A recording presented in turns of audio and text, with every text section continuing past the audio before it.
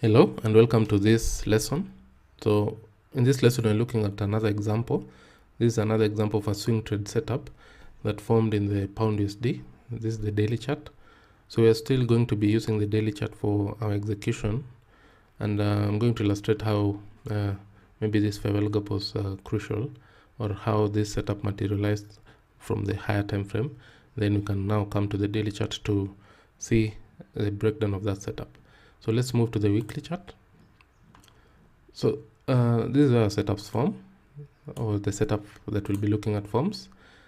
So basically we had some form of sell side liquidity being run on the weekly chart. So once we run those sell side liquidities, we got a breaking structure on the weekly chart, which confirm now bullish order flow going higher. So basically you can see it started creating fair value gaps right from here.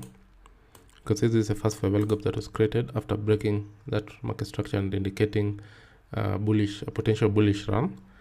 And then we had another fair value gap right here,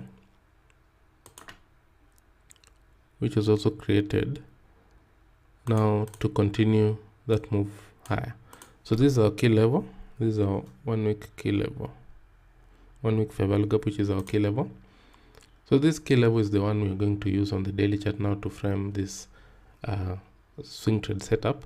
And this actually makes this setup high probability because we have all the conditions that we need to define our high probability setup or scenario, because we have liquidity has been run, we have confirmed order flow bullish, and then we get that key level, which is the 1 week fair value gap, that we can now go and use on the daily chart to frame our setup.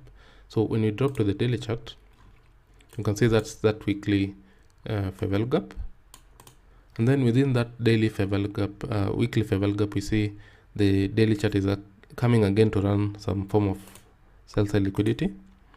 So you see the market actually running sell side liquidity again, and then we get a breaking structure on the daily chart confirming again bullish order flow. That's why I'm saying this was actually a very high probability setup, because all the conditions are being met. We have a lot of confluence in the marketplace to indicate that the market is rather bullish.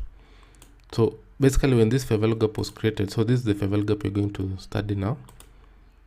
So when this fair value gap was created, all the conditions for high probability was already in place in the marketplace, and this key level actually of the 1 week fair value gap was actually very crucial in enabling this setup to be high probability.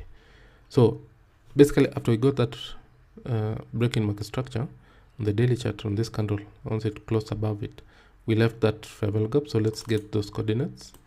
Maybe we can get the exact the high of that candle is 1.27940. Then the low of this candle is 1.28174. 28174. So that's the exact fair value gap how it looks like.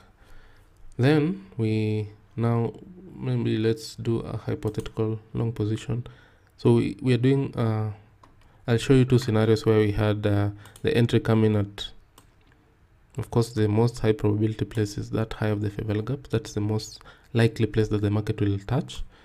Then the low comes in at that, or the stop loss, sorry, comes in at that low. Maybe you can add a few pips below it. Then the target now comes in at the high of that. So I like the liquidity target in this instance. So we'll use that liquidity target because it's very near term and it's in the direction of the market, which is bullish. Liquidity target. So that's the target we'll be using in this example. So that is, you can see right there. So we're getting about 3.67R on this setup and targeting those liquidities. And then maybe I can show you a scenario where, let's say maybe you caught the market actually coming into that midpoint of that fair value gap.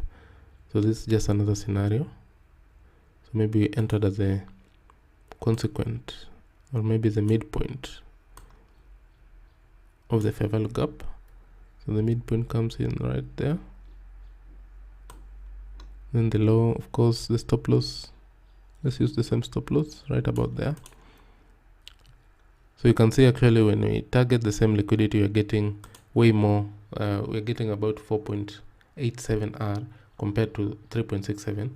This is because actually when we enter using the midpoint, we are making more pips in terms of, because we're entering in a deeper discount, but it doesn't mean you'll always get that entry at the midpoint. Sometimes the market will just touch the high of the fair value gap and start moving higher.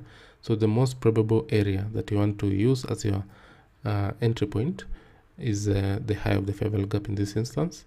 But if maybe you're in the marketplace and you've seen the market come into the consequent or the midpoint, then it will also be an ideal place to enter your position. But don't force it. Don't try to force to always enter the midpoint, because the market will not always get to that area. So that is how you can actually execute based on these high probability scenarios. So thank you so much for watching. I'll see you in the next one.